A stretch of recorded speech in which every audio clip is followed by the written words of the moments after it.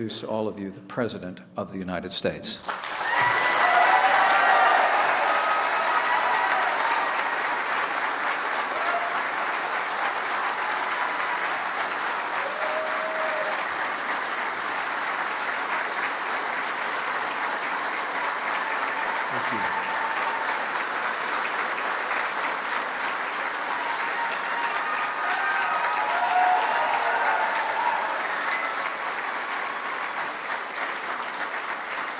Well, I want to thank everybody, very, very special people. And it is true, this is my first stop, officially.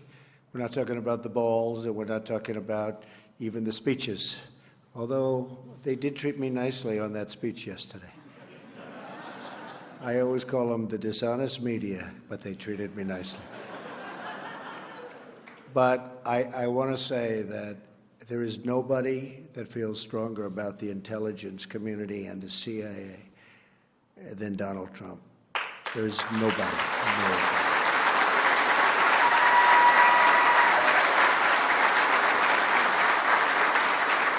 And the wall behind me is very, very special. We've been touring for quite a while. And I'll tell you what, 29? I can't believe it. Oh, 28. We've got to reduce it. But that's amazing. And we really appreciate what you've done in terms of showing us something very special. And your whole group. These are really special, amazing people. Very, very few people could do the job you people do. And I want to just let you know, I am so behind you. And I know maybe sometimes you haven't gotten the backing that you've wanted. And you're going to get so much backing. Maybe you're going to say, please don't give us so much backing. Mr. President, please, we don't need that much backing. But you're going to have that, and I think everybody in this room knows it. You know, the military and the law enforcement, generally speaking, but all of it, but the military gave us tremendous percentages of votes. We were unbelievably successful in the election with getting the vote of the military. And probably almost everybody in this room voted for me, but I will not ask you to raise your hands if you did. But I would guarantee a big portion, because we're all on the same wavelength, folks. We're all on the same wavelength, right? Who knows? Took Brian about 30 seconds to figure that one out, right? Because we know we're on the same wavelength. But we're going to do great things.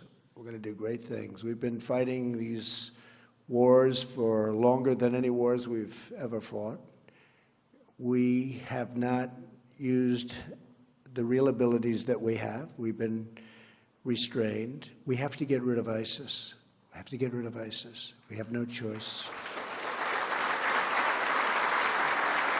Radical Islamic terrorism, and I said it yesterday, has to be eradicated, just off the face of the earth. This is evil. This is evil. And, you know, I can understand the other side. We can all understand the other side. There can be wars between countries. There can be wars. You can understand what happened. This is something nobody can even understand. This is a level of evil that we haven't seen. And you're going to go to it, and you're going to do a phenomenal job, but we're going to end it. It's time. It's time right now to end it. You have somebody coming on who is extraordinary.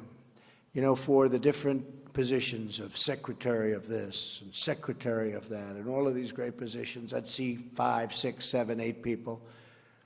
And we had a great transition. We had an amazing team of talent. And by the way, General Flynn is right over here. Put up your hand, Mike. What a good guy.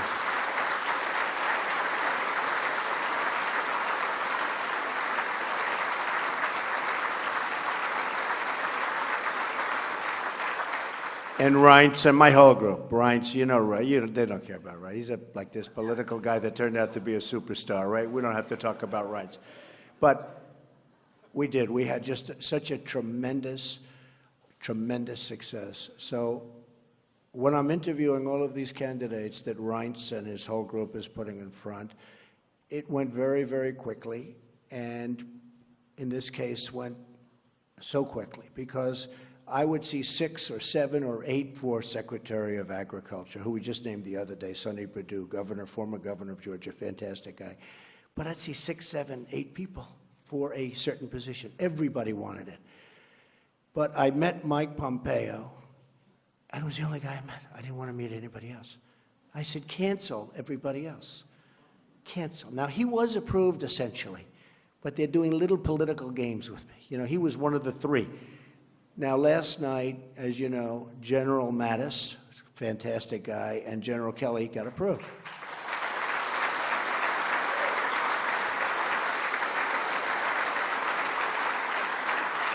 And Mike Pompeo was supposed to be in that group. It was going to be the 3 of them. Can you imagine all of these guys?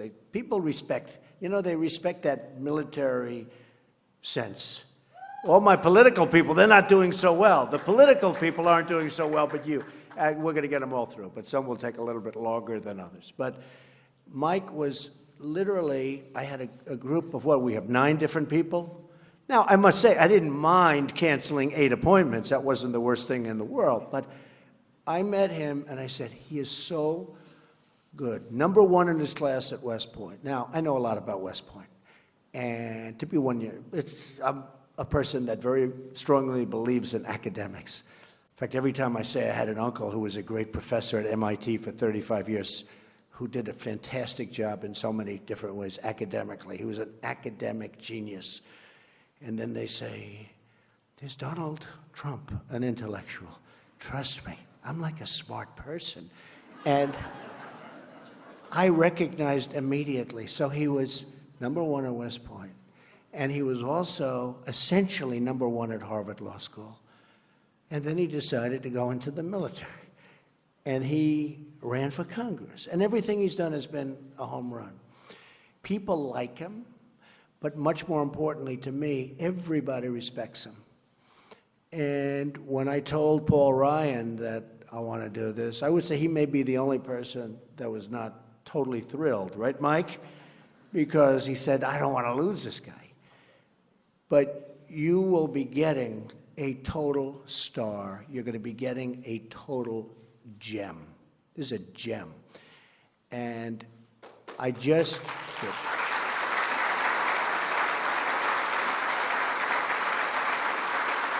You'll see. You'll see. And many of you know him anyway, but you're going to see. And again, we have some great people going in, but this one is something going to be very special because this is one, if I had to name the most important, this would certainly be perhaps, you know, in certain ways you could say my most important. You do the job like everybody in this room is capable of doing. There can be, and the generals are wonderful, and the fighting is wonderful. But if you give them the right direction, boy, does the fighting become easier. And boy, do we lose so fewer lives and win so quickly. And that's what we have to do. We have to start winning again. You know, when I was young, and when I was, of course, I feel young. I feel like I'm 30, 35, 39. Somebody said, are you young? I said, I think I'm young. You know, I was stopping when we were in the final month of that campaign, 4 stops, 5 stops, 7 stops, speeches in front of 25, 30,000 people, 15,000, 19,000 from stop to stop. I feel young. But when I was young, and I think we're all sort of young, when I was young, we were always winning things in this country. We'd win with trade. We'd win with wars. At a certain age, I remember hearing from one of my instructors, the United States has never lost a war.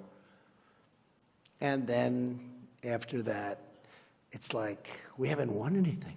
We don't win anymore.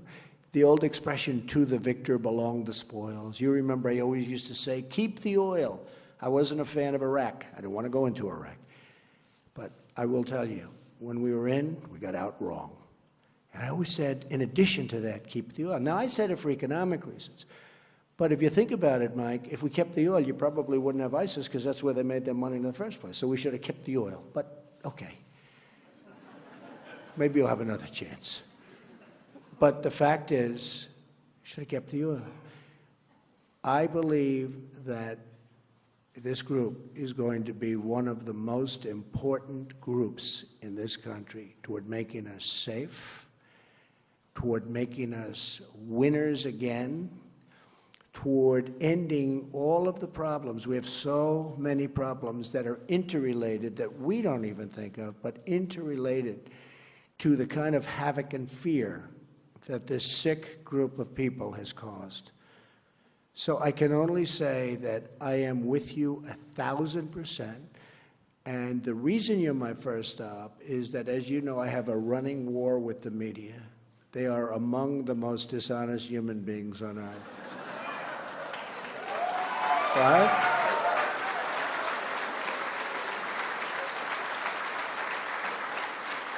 And they sort of made it sound like I had a feud with the intelligence community. And I just want to let you know, the reason you're number one stop, it is exactly the opposite. Exactly. And they understand that too. And I was explaining about the numbers. We did a thing yesterday, the speech. Did everybody like the speech? You had to like it. Right? So I've been given good news. But we had a massive field of people. You saw that. Packed. I get up this morning, I turn on one of the networks, and they show an empty field. I said, wait a minute. I made a speech. I looked out. The field it looked like 1.5 million people. They showed a field where there were practically nobody standing there. And they said, Donald Trump did not draw well. I said, it was almost raining. The rain should have scared him away, but God looked down and he said, we're not going to let it rain on your speech. In fact, when I first started, I said, oh no. First line, I got hit by a couple of drops. And I said, oh, this is too bad, but we'll go right through it. But the truth is that it stopped immediately. It was amazing. And then it became really sunny. Then I walked off and it poured right after I left. It poured. But you know, we have something that's amazing because it looked like 1.5 million people, whatever it was. But it went all the way back to the Washington Monument. And I turn on the thing, and by mistake, I get this network. And it showed an empty field. And it said, we drew 250,000 people. Now, that's not bad, but it's a lie. We had 250,000 people literally around, in the little bowl that we constructed. That was 250,000 people.